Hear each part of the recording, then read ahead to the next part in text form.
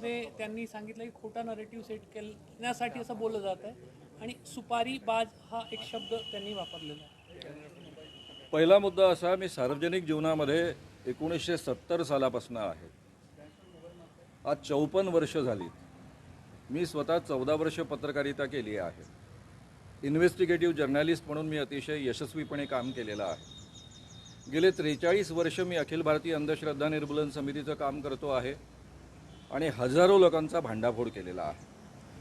त्यामुळे एखाद्या माणसाने आपल्याला एखादी गोष्ट सांगितली, त्यावर कितपत विश्वास ठेवावा, कितपत ठेवू नये, कोणते पुरावे पाहावे, कोणते पुरावे पाहू नये, या सगळ्या गोष्टी मला नीट माहीत आहे।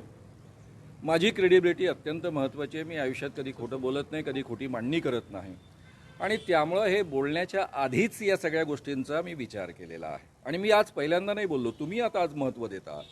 मी गेले 5 महिन्यांपासून, जानेवारीपासून हे बोलतो आहे। पहिल्यांदा अमरावतीच्या प्रेस कॉन्फरन्समध्ये बोललो। ज्या विदर्भामध्ये लोकसभेच्या काळामध्ये 36 सभा झाल्या संविधान बचाव, त्या सगळ्या सभांपैकी 34 सभांमध्ये ही मांडणी मी केलेली आहे। मी महाराष्ट्रातल्या 2 माणसांची नावं घेऊन सातत्यानं बोलत आलो, संजय राऊत आणि अनिल देशमुख यांची, की कशा पद्धतीनं ईडीच्या माध्यमातून त्यांच्यावर दबाव आणला जातो आणि कशा पद्धतीनं सध्याचे लोक वागत आहेत। आता राहिला प्रश्न, मी कोणीतरी मला सुपारी दिली आणि मी वागेल असं देवेंद्र फडणवीसांना म्हणायचं आहे का? त्यांनी ते जाहीररित्या म्हणावं। खरं म्हणजे सुपारी देण्याची क्षमता त्यांच्यामध्येच जास्त चांगली आहे ना, विकत घेण्याची क्षमता त्यांच्यामध्येच जास्त चांगली आहे। मला कोणी विकत घेऊ शकतं का? सुपारी देऊ शकतं का? कोणाच्या सांगण्याखातर मी वागू शकतो का? माझं संपूर्ण 54 वर्षाचं जीवन लोकांच्या समोर आहे। एकेकाळी इंदिरा गांधींच्या इमर्जन्सीला विरोध करण्यासाठी मी जेलमध्ये गेलो, त्यावेळेस खरं म्हणजे हेच लोक माझ्यासोबत होते, जनसंघाचे लोक सोबत होते, RSSचे लोक सोबत होते। जेलमधनं सुटल्यानंतर गंगाधरराव फडणवीस, जे देवेंद्रजींचे वडील आहेत, त्यांच्यासोबत मी काम केलेलं आहे। ते माझ्याशी अतिशय प्रेमानं, जिव्हाळ्यानं वागायचे, कारण त्यांना कौतुक होतं की मी विद्यार्थी असतानासुद्धा जेलमध्ये इमर्जन्सीला विरोध करून गेलो म्हणून। आणि त्यामुळं त्यांच्याविषयी माझ्या मनामध्ये आपल्याला अत्यंत सन्मान देणाऱ्या एका मोकळ्या मनाच्या माणसाचा, मित्रांचा मुलगा आहे, हा सन्मान नेहमीच राहिलेला आहे। त्यामुळे ह्या सगळ्या गोष्टी बोलताना मी नीट विचार करून बोललेलो आहे। माझ्या बोलण्यावर मी ठाम आहे। राहिला मुद्दा पुराव्यांचा, तर माजी गृहमंत्री अनिल देशमुख त्यासंबंधीचे पुरावे देतीलच।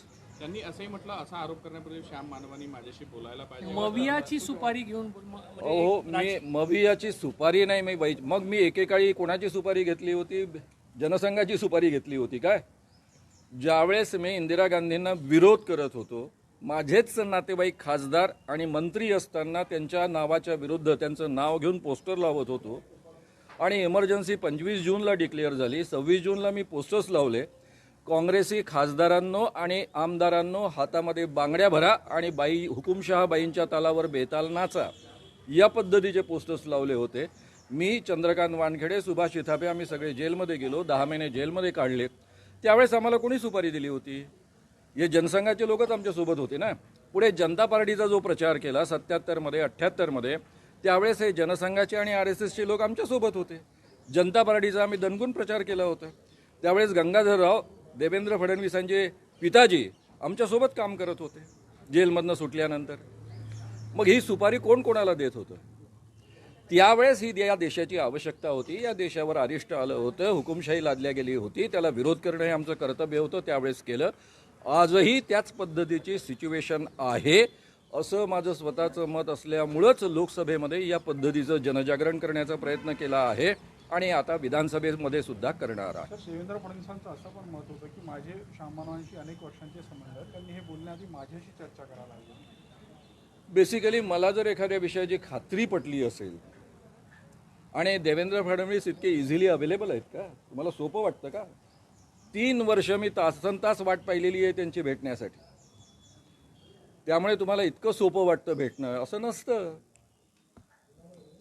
त्यामुळे असं जर असतं की मला विचारावं असं वाटलं असतं, डेफिनेटली मी जाऊन विचारलं असतं। सर, आपण म्हणालात की मी खात्री करूनच बोलतो, आता खात्री करूनच बोललो आणि पुरावे अनिल देशमुख मांडतील। आपण ते पुरावे जे अनिल देशमुखांकडे आहेत ते पाहिले होते का, तपासले होते का? मला खात्री पटली, एक साधी गोष्ट आहे, खात्री पटल्याशिवाय मी बोलणार नाही आणि मी कंटिन्युअस बोलतोय म्हणजे इतक्या दिवसांपासून।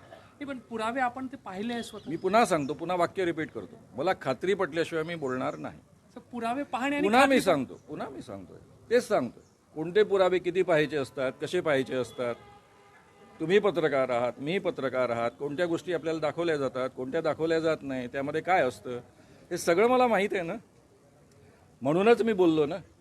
मला एवढं कळत नाही का, एवढी गंभीर गोष्ट आपण सरकारवर आरोप करतो आहोत, बोलतो आहोत, त्याचे परिणाम काय होऊ शकतात.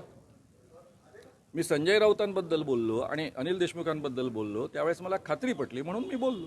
तर पण सर, फडणवीसांचं असं देखील म्हणणं आहे की त्यांच्याकडे अनिल देशमुख जे काही आता आरोप होता किंवा जे काही बोलणं आहे, त्या संदर्भात त्यांच्याकडे ऑडिओ व्हिडिओ पुरावे आहेत आणि कसे ते मी बोलतानाच सांगितलं. मी त्यांनी माणूस पाठवला, त्या माणसाच्या फोनवर बोलणं झालं. मी आतापर्यंत नाव घेतलेलं नव्हतं, मुद्दाम घेतलेलं नव्हतं, कारण तो अधिकार अनिल देशमुखांचा आहे असं मी मानत होतो. तो माणूसच दुसरा पाठवला, फोन नंबर त्याचा, स्वतःच्या फोनवर बोलले नाहीत. कोणते ऑडिओ व्हिज्युअल पुरावे मागतायत ते. राहिले प्रश्न ॲफिडेव्हिटचे पुरावे, ते येतीलच समोर. तर ते ऑडिओ पुरावे त्यांनी दुसऱ्या संदर्भात बोलले. अनिल देशमुख जे आरोप करतात ते खोटे आरोप आहे असं त्यांचा दावा आहे. आणि अनिल देशमुख अनेकदा महाविकास आघाडीच्या नेत्यांविरोधात, ज्यांचे त्यांनी नाव सांगितले का त्यांना वाचवण्यासाठी केलं, त्यांच्या विरोधात बोलल्याचे पुरावे त्यांच्याकडे असं असेल ना. माझा राजकारणाशी तर त्या अर्थानं संबंध नाही. मी अंतर्गत राजकारणामध्ये पडत नाही. देवेंद्रजी काय बोलले, अनिल देशमुखजी काय बोलले, इतरांविषयी काय बोलले, याबद्दल मी बोलतच नाही. मी फक्त एवढ्या मुद्द्याबद्दल बोललो जो लोकशाहीशी संबंधित मुद्दा आहे, राज्यघटनेशी संबंधित मुद्दा आहे.